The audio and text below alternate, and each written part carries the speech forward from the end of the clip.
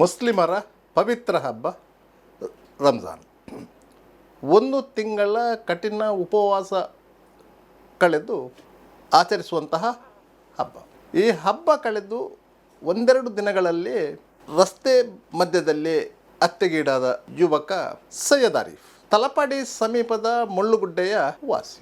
ಆತನನ್ನು ತಂಡವೊಂದು ಬೆನ್ನಟ್ಟಿ ಬರ್ಬರ ರೀತಿಯಲ್ಲಿ ಹತ್ಯೆ ಮಾಡಿತ್ತು. ಆ ಹತ್ಯೆಯ ಹಿನ್ನೆಲೆಯನ್ನು ನೋಡಿದಾಗ ಇದು ಒಂದು ರೌಡಿ ತಂಡಗಳ ಮಧ್ಯೆ ನಡೆದಂತಹ ಕೃತ್ಯ ಎನ್ನುವುದು ಖಚಿತವಾಗಿ. ಅಷ್ಟಕ್ಕೂ ಆ ರೀತಿಯಾಗಿ ಹತ್ಯೆಗೀಡಾಗುವಂತಹ ತಪ್ಪನ್ನು ಆರಿಫ್ ಮಾಡಿದ್ದಾರಾ ಎನ್ನುವಂತಹ ಪ್ರಶ್ನೆಯನ್ನು ಎಲ್ಲರೂ ಕೇಳುತ್ತಿದ್ದಾರೆ. ಸೈಯದ್ ಆರಿಫ್ನ ಮೇಲೆ ಸುಮಾರು 11 ಪ್ರಕರಣಗಳು ದಾಖಲಾಗಿವೆ. ಅದು ಸುಮಾರು 20 ವರ್ಷಗಳ ಹಿಂದೆ. ಸೈಯದ್ ಆರಿಫ್ನ ಮೇಲೆ ಮೊದಲ ಪ್ರಕರಣ ದಾಖಲಾಗಿರುವುದು ಅವರ 18ನೇ ವಯಸ್ಸಿನಲ್ಲಿ. ಕುದ್ರೋಳಿಯಲ್ಲಿ ಸಂಭವಿಸಿದಂತಹ ಒಂದು ಗಲಾಟೆಯ ಸಂದರ್ಭದಲ್ಲಿ ಯಾವುದೋ ಒಂದು ಅಂಗಡಿಗೆ ಬೆಂಕಿ ಹಚ್ಚಿದಂತಹ ಪ್ರಕರಣದಲ್ಲಿ ಸೈಯದ್ ಆರಿಫು ಆರೋಪಿಯಾಗಿ ಗುರುತಿಸಿಕೊಂಡಿದ್ದರು. ಅವರ ತಂದೆ ಕಾವುಂಜಿ ಅವರು ಸಹ ಸುಮಾರು 5 ದಶಕಗಳ ಹಿಂದಿನಿಂದ ಕುದ್ರೋಳಿ ಪರಿಸರದಲ್ಲಿ ತನ್ನ ಹವಾ ಮೇಂಟೈನ್ ಮಾಡಿದ್ದವರು. ಅವರ ಮೇಲೂ ಹಲವಾರು ಹಲ್ಲೆ ಪ್ರಕರಣಗಳಿತ್ತು.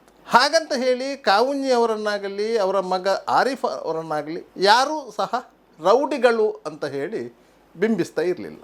ಕೆಲವೊಂದು ಸಂದರ್ಭಗಳಲ್ಲಿ ವೈಯಕ್ತಿಕ ಕಾರಣಗಳಿಂದಾಗಿ ಅವರು ಹೊಡೆದಾಟಕ್ಕೆ ಇಳಿದದ್ದು ಹೌದು. ಅವರ ಮೇಲೆ ಕೇಸು ಆದದ್ದು ಹೌದು. ಪೊಲೀಸರು ಬಂಧಿಸಿದ್ದು ಹೌದು. ಜೈಲಿಗೆ ಹೋದದ್ದು ಹೌದು. ಜಾಮೀನಿನ ಮೇಲೆಗೆ ಬಿಡುಗಡೆಗೊಂಡದ್ದು ಹೌದು. ಆರಿಫ್ನ ಮೇಲೆ ಹೆಚ್ಚಾಗಿ ಕೇಸುಗಳು ದಾಖಲಾಗಿದ್ದು ಪಾಂಡೇಶ್ವರ ಪೊಲೀಸ್ ಸ್ಟೇಷನಲ್ಲಿ. ಯಾಕಂತ ಹೇಳಿದರೆ ಬಂದರಿನ ಧಕ್ಕೆಯಲ್ಲಿ ಮೀನು ವ್ಯವಹಾರಕ್ಕೆ ಸಂಬಂಧಿಸಿದಂತೆ ನಡೆದಂಥ ಹೊಡೆದಾಟಗಳಲ್ಲಿ ಕೇಸುಗಳು ಆಗಿತ್ತು. ಬಹುತೇಕ ಕೇಸುಗಳು ಪರಸ್ಪರ ರಾಜಿ ಮಾತುಕತೆಯ ಮೂಲಕ ಬಗೆಹರಿದಿತ್ತು. ಒಂದೆರಡು ಪ್ರಕರಣಗಳು ನ್ಯಾಯಾಲಯದಲ್ಲಿ ವಿಚಾರಣೆಯ ಹಂತದಲ್ಲಿ. ಅಂತಹ ಹಿನ್ನೆಲೆಯ ಆರಿಫ್ ಅವರನ್ನು ಮುಂಜಾನೆ 3:30 ವೇಳೆಗೆ ತೊಕ್ಕೊಟ್ಟು ಓವರ್ ಬ್ರಿಡ್ಜಿನಲ್ಲಿ ತಂಡವೊಂದು ಇನ್ನೋವಾ ವಾಹನದಲ್ಲಿ ಹಿಂಬಾಲಿಸಿಕೊಂಡು ಬಂದು ಬೈಕಿಗೆ ಡಿಕ್ಕಿ ಹೊಡೆಸಿ ತಲವಾರ್ನಿಂದ ಕಡಿದು ಕೊಲೆಗೈಯುವಂತಹ ಅಪರಾಧವನ್ನು ಆರಿಫ್ ಮಾಡಿದ್ದಾರಾ ಎನ್ನುವಂಥ ಪ್ರಶ್ನೆ ಮೂಡ್ತಾ ಇದೆ. ಆರಿಫ್ ಅವರನ್ನು ಕೊಲೆಗೈದಂತಹ 6 ಮಂದಿಯ ತಂಡವನ್ನು ಈಗಾಗಲೇ ಪೊಲೀಸರು ಗುರುತಿಸಿದ್ದಾರೆ.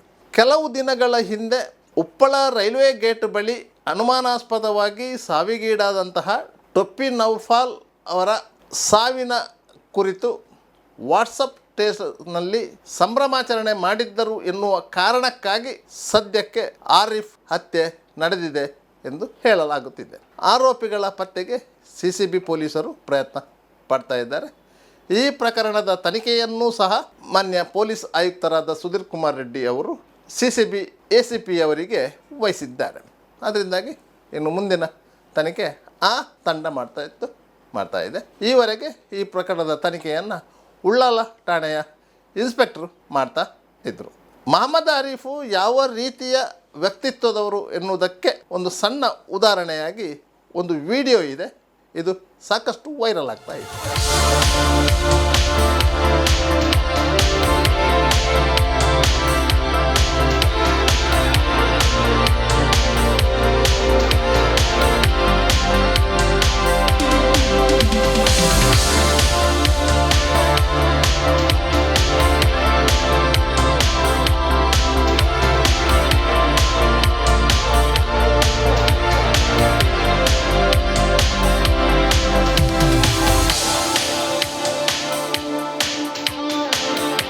ಈ ವಿಡಿಯೋದಲ್ಲಿ ಮಹಮ್ಮದ್ ಆರಿಫ್ ಅವರು ಬರ್ಕೆ ಫ್ರೆಂಡ್ಸ್ ತಂಡದ ಯಜ್ಞೇಶ್ವರ್ ಬರ್ಕೆ ಯಾನೆ ಬರ್ಕೆ ಯದ್ದು ಅವರೊಂದಿಗೆ ಹುಲಿ ವೇಷದ ಕುಣಿತವನ್ನು ಆಡ್ತಾ ಇದ್ದಾರೆ. ಮಹಮ್ಮದ್ ಆರಿಫ್ ಅವರೊಂದಿಗೆ ಸ್ನೇಹ ಸಂಬಂಧದಲ್ಲಿ ಇದ್ದವರು ಬಹುತೇಕರು ಹಿಂದೂ ಯುವಕರು. ಎಲ್ಲರೊಂದಿಗೂ ಒಂದು ಒಳ್ಳೆಯ ಒಡನಾಟ ಇದ್ದವರು. ಅವರ ಒಂದು ವಿಡಿಯೋದ ಝಲಕ್ ಇಲ್ಲಿದೆ.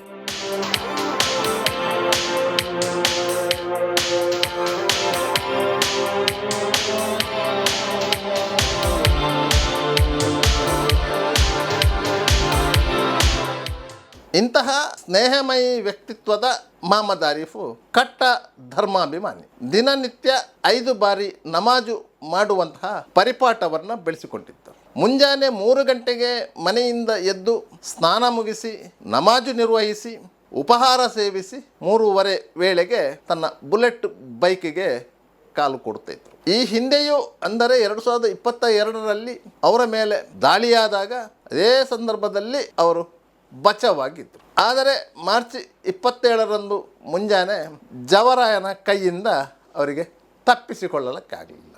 ಅವರ ಮಗನೊಬ್ಬನನ್ನು ದೀನಿ ಶಿಕ್ಷಣ ಕೊಡಿಸಿ ಧಾರ್ಮಿಕ ವಿದ್ವಾಂಸರನ್ನಾಗಿ ಮಾಡುವಂತಹ ಕನಸಿತ್ತು ಅಂತ ಹೇಳಿ ಅವರನ್ನು ಬಲ್ಲವರು ಹೇಳ್ತಾರೆ. ಅವರ ಮಗನನ್ನು ಪೊಲೀಸ್ ಇಲಾಖೆಗೆ ಉದ್ಯೋಗಕ್ಕೆ ಸೇರಿಸಬೇಕು ಎನ್ನುವಂಥ ಕನಸು ಇತ್ತು. ಆ ಯುವಕನೂ ಸಹ ಒಳ್ಳೆಯ ಸುದೃಢ ಮೈಕಟ್ಟು ಹೊಂದಿದ್ದವು. ತಂದೆ ಮಗ ಒಟ್ಟಿಗಿದ್ದ ಭಾವಚಿತ್ರಗಳು ಸಹ ವೈರಲ್ ಆಗ್ತಾ ಇದೆ. ಆರಿಫ್ ಅವರ ತಂದೆ ಕಾವುಂಜಿ ಕುದ್ರೋಳಿ ಪರಿಸರದಲ್ಲಿ ಹವ ಎಬ್ಬಿಸಿದವರು. ಆದರೆ ಅನ್ಯಾಯವಾಗಿ ಯಾರಿಗೂ ಹೊಡೆದವರಲ್ಲ, ಯಾರೊಂದಿಗೂ ಜಗಳ ಕಾದವರಲ್ಲ. ಅನಿವಾರ್ಯ ಸಂದರ್ಭದಲ್ಲಿ ಕತ್ತಿ ಹಿಡ್ಕೊಂಡು ಓಡಿಸಿಕೊಂಡು ಹೋದವರು ಅವು. ಯಾರಾದರೂ ಪರಿಚಯದಲ್ಲಿ ಸಿಕ್ಕಿದರೆ ಹೆಗಲ ಮೇಲೆ ಕೈ ಹಾಕಿ ಬನ್ನಿ ಚಾ ಕುಡಿಯು ಅಂತ ಹೇಳಿ ಹೋಟೆಲಿಗೆ ಕರ್ಕೊಂಡು ಹೋಗಿ ಚಾ ಕುಡಿಸುತ್ತಿದ್ದಂಥ ವ್ಯಕ್ತಿ. ಮಸೀದಿಯ ಪಕ್ಕದಲ್ಲಿ ಅನಾಥರು ಸಿಕ್ಕಿದರೆ ಅವರಿಗೆ ಚಾ ತಿಂಡಿ ನೀರು ಕೊಡುವಂತಹ ಉದಾರಿ. ಆ ಬಗ್ಗೆಯೂ ಒಂದು ವಿಡಿಯೋ ಇದೆ, ನೋಡಿ. ಇಂತಹ ಹಿನ್ನೆಲೆಯ ಆರೀಫು ಈ ರೀತಿಯಾಗಿ ಕೊಲೆಯಾದದ್ದು ಯಾಕೆ, ಮತ್ತು ಅವರನ್ನು ಕೊಲೆ ಮಾಡಿದವರು ಯಾರು, ಇದರ ಹಿಂದಿನ ಹಕೀಕತ್ತು ಏನು ಎನ್ನುವುದರ ಬಗ್ಗೆ ವಿವರವಾಗಿ ಹೇಳ್ತೇವೆ ಮುಂದಿನ ಎಪಿಸೋಡ್ನಲ್ಲಿ.